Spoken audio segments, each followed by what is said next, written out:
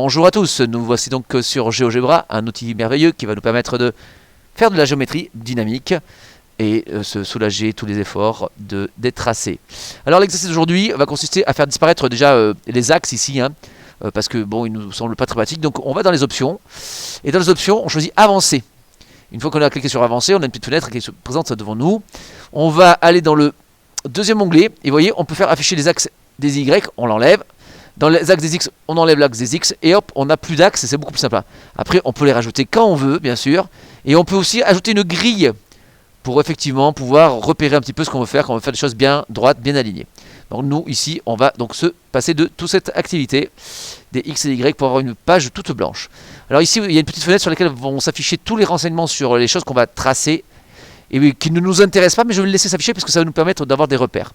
Donc tout d'abord, on va tracer une droite. Une droite, pour faire une droite, eh bien on prend le segment, le troisième outil, bien sûr, on clique sur droite, un premier point, et comme avec une règle, eh bien on peut choisir l'inclinaison de notre droite, eh bien on va choisir cette inclinaison-là par exemple, et puis on fait un deuxième point, et vous voyez, automatiquement il a appelé A le premier point, et B le second point. N'est-ce pas merveilleux? Nous allons ensuite choisir de repérer le milieu de ce segment, parce que la droite AB est une chose, mais le segment AB, lui, a un milieu. Et donc pour repérer le milieu, on cherche donc dans le deuxième outil, milieu ou centre. Donc on va piquer sur le A, pointer sur le B, et hop, le point C est apparu. Alors moi je ne veux pas l'appeler C, je veux lui donner un autre nom, je clique sur lui, avec la flèche, premier outil, je viens sur le C, et je fais renommer. Je veux qu'il s'appelle M. M comme milieu, bien sûr, vous l'avez deviné. Ensuite, nous allons faire une perpendiculaire. Donc on choisit dans le quatrième outil, perpendiculaire. Pour faire une perpendiculaire, il faut deux renseignements. À quelle droite on doit être perpendiculaire et par quel point on veut passer. Donc on veut être perpendiculaire à cette droite, je clique dessus. Et là, vous voyez, je peux avoir une perpendiculaire où je veux. Et moi, je veux qu'elle passe par M. Et c'est ainsi que nous avons le perpendiculaire AAB passant par M. Alors il nous donne un petit B comme nom. Alors on peut modifier ça. Ça nous importe peu. Nous le laisserons ainsi.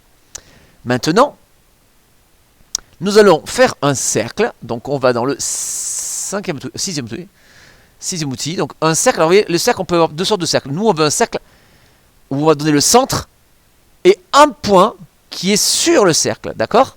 Donc on le veut, le centre soit M, et on veut que ce cercle, il passe par B. Et c'est formidable, on a le cercle qui est construit instantanément. Et vous voyez, le nom qui a été donné à ce cercle, c'est bien la lettre C, comme cercle, bien souvent.